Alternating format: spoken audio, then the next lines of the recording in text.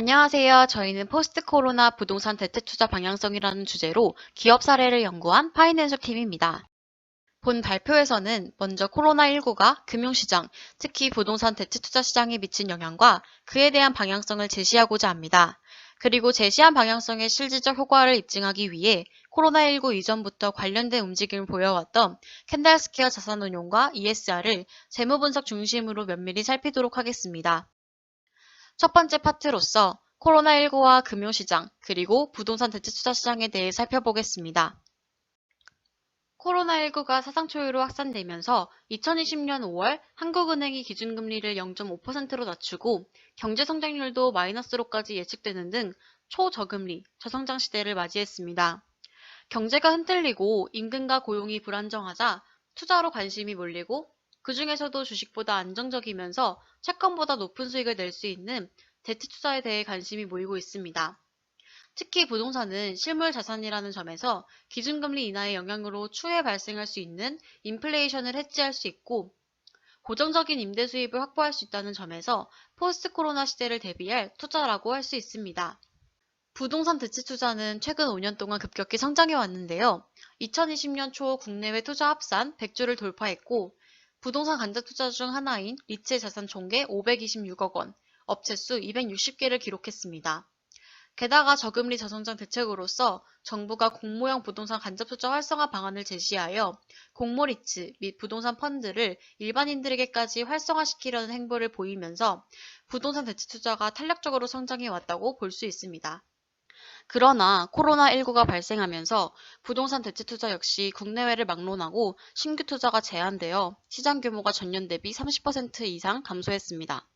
그런 와중에도 언택트, 데이터 등 포스트 코로나 키워드에 부합하는 물류센터, 데이터센터, 공유 오피스 등의 수요는 급증하는 추세입니다. 이러한 가능성을 토대로 삶의 메커니즘이 뒤바뀔 포스트 코로나 시대에서 부동산 대체 투자가 어떠한 방향으로 나아가야 할지 연구한 바입니다. 두 번째 파트로 본격적인 부동산 대체 투자 방향성을 논의하고자 합니다. 전망을 살피기에 앞서 분석 시 활용한 자본 환원율, 캠레잇에 관해 설명하겠습니다. 캠레잇은 부동산 운용소득을 부동산 가격으로 나눈 것인데요. 예를 들어 100억짜리 빌딩을 매입해서 연 4억의 임대료 수입을 얻는다면 캠레잇은 4%입니다. 부동산 자산의 캠레잇은 기준금리와 관련이 있는데요. 기준금리가 인하되어 채권의 수익률이 하락하면 대체자산인 부동산 투자 수요가 증가하여 부동산 매매 가격이 높아지고 이는 곧 부동산 자산 캠레잇이 낮아지는 것을 의미합니다. 금리 인상 시에는 같은 원리로 부동산 캠레잇이 높아집니다. 또한 부동산 가격 대비 운용소득이 높으면 캠레잇이 높고 반대의 경우 캠레잇이 낮음을 알 수 있습니다. 즉 캠레잇은 수익성을 나타낸 지표로서 부동산 투자안을 비교하기 용이하기 때문에 본 연구에서도 캠레잇을 활용했습니다. 첫 번째로 살펴볼 부동산 섹터는 오피스입니다. 코로나19의 영향으로 거래가 유보되거나 현장 실사가 제한되면서 거래 규모가 급락할 것으로 전망되었고 기준금리 인하로 캠레인 역시 3.6%대로 감소할 것으로 보였습니다. 전망 당시 이것이 단기적 영향일 것으로 많은 전문가들이 예상했었는데요. 실제로 발표 시점, 즉 3분기 자료를 살펴본 결과 2분기에 2조 8,100억 원대까지 떨어졌던 국내 상업용 부동산 투자 규모가 3분기에 6조 2,700억 원가량으로 약 2.2배 증가했고 그중 76%가 오피스인 것으로 나타났습니다. 이렇듯 회복세가 빠른 한편 코로나19를 통해 강조된 유연한 근무 환경, 근로자의 웰리스 등을 충족시키는 공유 오피스 및 근로자 편의 복지 시설과 최강 환기 시스템을 개편하는 밸류에이션이 중요해질 전망입니다. 두 번째로는 리테일 섹터입니다. 리테일의 예상 캠레잇은 5.1% 정도로 오피스보다는 높게 보이지만 온라인 유통의 확산세로 이전부터 성장이 둔화되었으며 코로나19 이후 고객수 감소와 폐점, 휴점 등으로 영업이익 전망이 어두워 수익성이 더 악화할 것으로 관측되었습니다. 다만 기존의 소매 방식에서 벗어나 AI와 유통이 결합하는 리테일 테크를 통해 온오프라인을 통합하고 자체 브랜드를 개발함으로써 리테일 부동산 시장의 전환점을 기대하고 있습니다. 세 번째로 물류 섹터인데요. 이 부분이 코로나19의 최대 수혜를 보고 있는 부분입니다.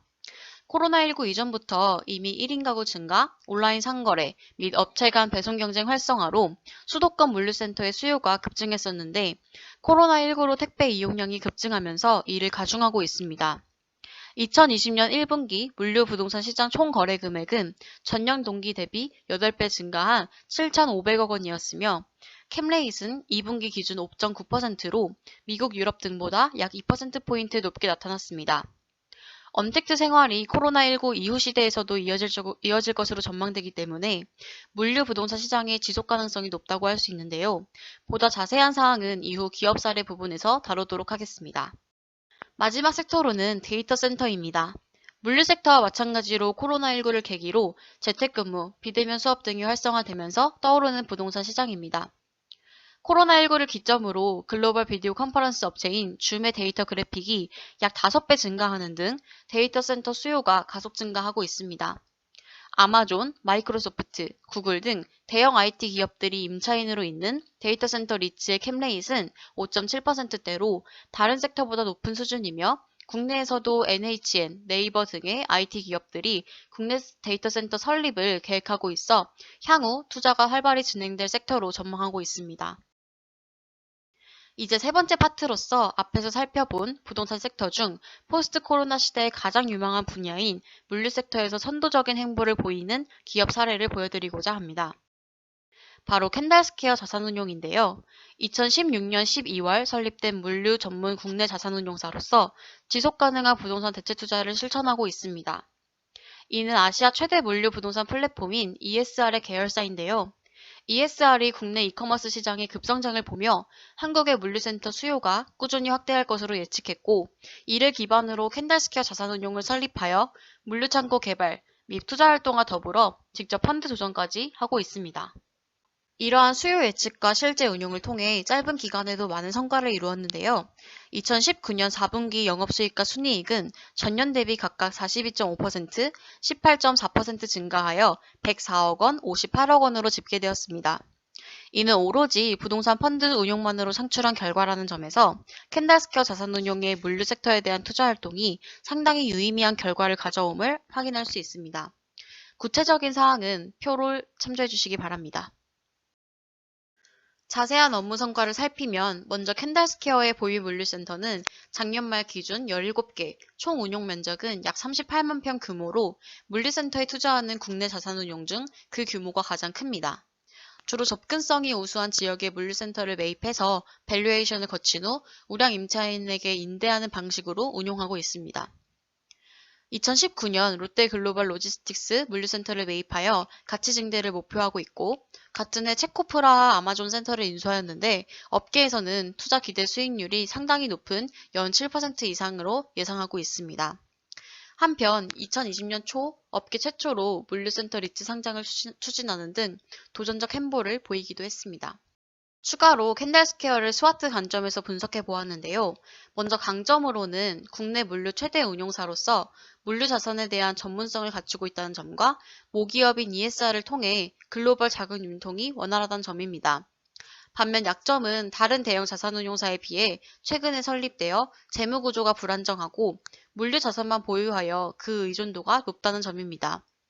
기회를 살펴보면 앞서 보았듯이 포스트 코로나 시대에서 물류센터 투자 수요가 유지될 전망과 향후 IT 기술 융합으로 스마트 물류센터 성장을 주도해 볼 수 있다는 점입니다. 그러나 위협으로서 물류센터 확진자 발생과 같이 예측 불가능한 상황이 발생할 경우 관련 리스크를 받을 수 있고 대형 부동산 자산운용사들이 언제든 물류 섹터로 투자를 확장해 나갈 수 있는 잠재적 위협이 있습니다. 따라서 물류 섹터의 전문성은 유지 또는 제고하면서도 운용의 안정성과 성장성을 위해 투자 섹터를 신중히 늘려나가는 것도 좋은 전략이 될 수 있다는 분석입니다. 이어서 후반부 발표를 맡게 된 김영은입니다. 캔달스퀘어 자산운용의 성과 결과를 살펴보기 위해 벤치마크로 비교함으로써 객관적인 재무 분석을 하겠습니다. 코로나19에 큰 영향을 받은 2020년도 상반기를 기준으로 3개년 2분기 캔달스퀘어 재무상태표를 통해 기업의 안전성, 수익성, 그리고 성장성을 살펴보겠습니다. 첫 번째로 기업의 안전성 지표인 자기자본 비율은 자기자본을 통해 기업을 얼마나 장기적으로 운영할 수 있는지를 나타내며 높을수록 재무 건전성이 높은 것입니다. 벤치마크와 비교했을 때 캔달스퀘어의 자기자본 비율은 80% 후반대를 유지하는 매우 높은 수치를 보이며 특히 2019년도 2분기 약 29.1%포인트 높게 나타납니다. 또한 부채 비율은 10%대를 유지하며 타인 자본을 통하지 않고도 기업을 운용하기 위한 재무 구조가 더욱 건전하다고 볼 수 있습니다. 두 번째로 수익성 지표로서 ROA와 ROE를 통해 각각 기업이 자산과 자기 자본을 얼마나 효율적으로 운영하여 이익을 얻었는지 알 수 있습니다. 캔달스퀘어의 2019년도 2분기는 전년 동기 대비 ROA가 35.8%, ROE가 38.6%의 증가율을 보였고 2020년도 2분기에는 두 지표 모두 벤치마크보다 높게 나타났습니다. 또한 매출액 순이익률을 구하여 기업의 영업활동 효율성과 최종 수익성을 알아보았습니다. 캔달스퀘어의 매출액 순이익률은 3개년 모두 상승세를 보였습니다.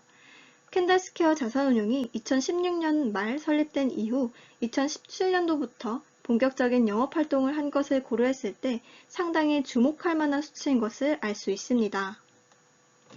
마지막으로 기업의 성장성 지표는 매출액 증가율로 기업의 영업활동으로 인한 수익을 평가하고 과거보다 얼마나 성장하였는가를 나타내는 수치입니다. 특히 2019년도에는 115.9%의 성장률을 보이며 매우 큰 폭으로 성장하고 있음을 알 수 있습니다. 지금까지 캔달스퀘어 자산운용의 재무상태표를 통해 기업의 자금 운용 현황을 살펴보았습니다. 물론 벤치마크의 운용사들과 비교했을 때 기업 규모가 작고 비교적 최근에 설립되었으므로 이에 따른 불확실성이 있습니다. 하지만 영업보고서들을 토대로 재무상태표에서 도출한 재무비율의 증가 추세를 통해 향후에도 수익성과 성장성이 증가할 것으로 기대됩니다. 다음은 캔달스퀘어 모회사인 ESR에 대한 소개입니다. 홍콩에 상장된 ESR은 아시아 최대 물류 투자 플랫폼입니다. 다양한 부동산 투자를 진행하며 ESR은 캔달스퀘어의 모기업을 소유하고 있기도 합니다. 그렇다면 왜 ESR에 대한 추가적인 분석이 필요한가에 대한 의문이 생길 수 있습니다. 각국 자산운용사의 실질 운영 주체는 결국 ESR 그 자체이기 때문에 ESR의 한국 플랫폼인 캔달스퀘어 자산운용을 설명하기 위해서는 ESR의 재무 분석이 빠질 수 없다고 판단하였습니다. 만약 2019년도와 2020년도 상반기를 비교함으로써 코로나19에도 불구하고 2020년 상반기에 긍정적인 변화가 나타난다면 포스트 코로나 시대의 부동산 대체 투자에서 물류 섹터가 유망하다는 것을 인정할 수 있을 것입니다. ESR의 연간 재무제표를 참고하여 작성한 재무분석을 살펴보겠습니다. 총 수익은 2020년 상반기에 약 1억 9,800만 달러의 수익을 얻었으며 이는 19년도 상반기에 비해 26.9% 상승한 수치입니다. 기업의 지급 능력을 보여주는 유동비율이 마이너스 32.3% 감소하는 모습을 보여주었음에도 충분히 높은 수치인 것을 알 수 있습니다. 기업의 실제 현금 창출력을 나타내는 EBITDA는 27.3% 증가했습니다. 기업의 최종 수익성 수준에서 계산된 실제 수입에 대한 지표로서 PATMI는 무려 75.1% 증가했습니다. 다음은 기업의 안전성 지표로서 자기자본 비율과 부채 비율입니다. ESR의 자기자본 비율은 약 3%포인트 낮아졌습니다. 이는 ESR이 약 1억 달러의 연구 자본채를 상환하여 자본이 감소했기 때문입니다. 자본이 감소하며 부채 비율이 높아진 것을 알 수 있습니다. 추가적으로 ESR의 1년 동안의 주가 추이입니다. 코로나가 확산되었을 당시 예상치 못한 외부 충격으로 하락하였지만 이내 꾸준한 상승세를 보이는 것을 알 수 있습니다. 그 밖에도 연간 이익이 1년 사이 72% 증가할 뿐만 아니라 건강한 자금 현황도 확인할 수 있었습니다. 이를 통해 ESR 역시 포스트 코로나 시대에도 불구하고 지속 가능한 투자를 통해 물류부동산 대체 투자계의 견고한 입지를 쌓았다고 볼 수 있습니다. 다음은 캔달스퀘어와 ESR의 ESG 투자에 대해서 알아보겠습니다. 먼저 ESG 투자란 환경, 사회, 지배구조에 긍정적인 영향력을 행사하는 기업에게 집중적으로 투자하는 것을 뜻합니다. 단순히 재무 건전성을 보고 투자를 결정하는 것이 아니라 비재무적 요소인 ESG를 고려함으로써 기업의 지속 가능성을 평가하는 것입니다. 코로나19로 인해 금융시장의 변동성이 확대됨에 따라 장기적인 관점에서 지속 가능한 성장을 고려하는 ESG 투자가 안정적인 투자처로 각광받고 있습니다. 이러한 흐름에 맞추어 포스트 코로나 시대의 부동산 시장에서도 ESG 투자 관련 성장이 발휘될 전망입니다.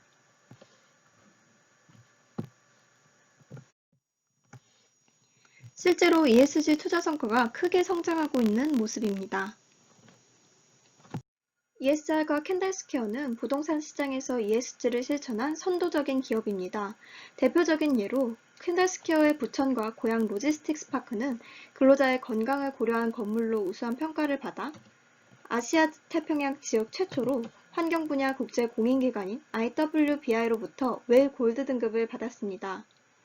또한 글로벌 친환경 인증인 리드의 골드 등급도 획득하며 에너지 절감 시스템과 지속 가능한 개발에 대한 우수성이 인정되었습니다.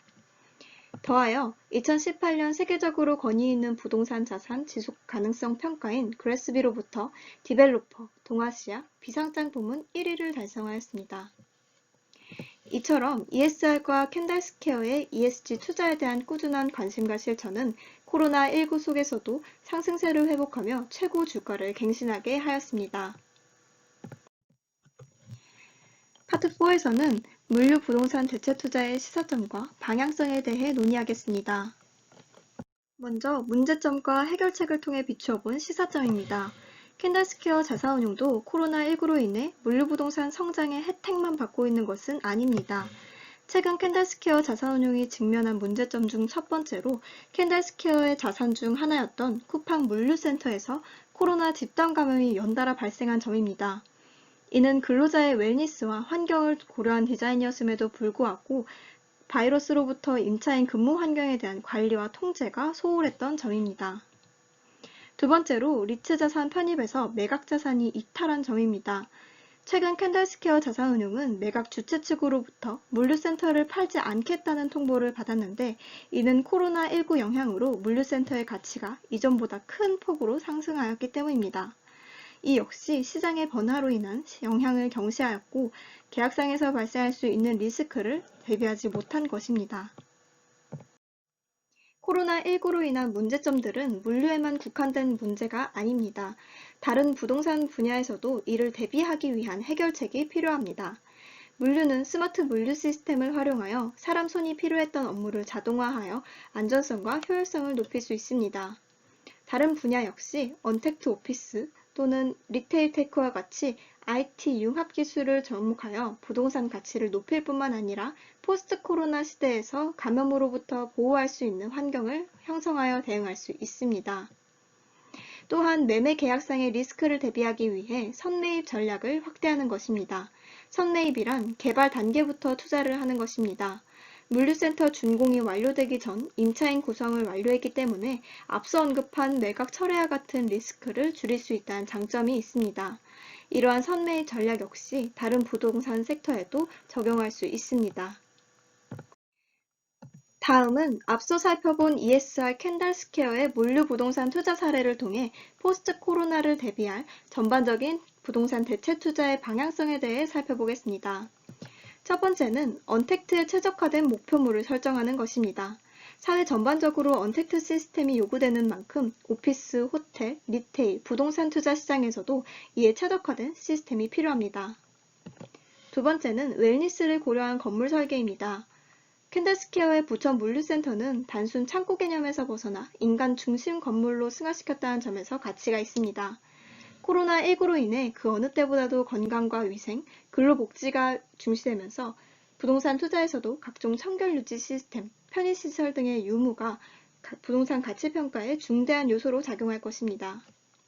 마지막으로 포스트 코로나 시대의 핵심인 지속 가능 경영입니다.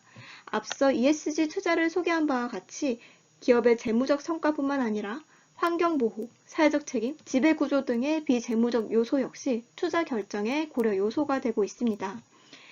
부동산 투자에서의 ESG 투자는 지속 가능 경영을 실현할 수 있기 때문에 부동산 대체 투자에서도 사회적 가치를 위한 실행이 필요합니다. 지금까지 포스트 코로나와 부동산 대체 투자 방향성에 대해 알아보았습니다. 발표를 마치겠습니다. 감사합니다.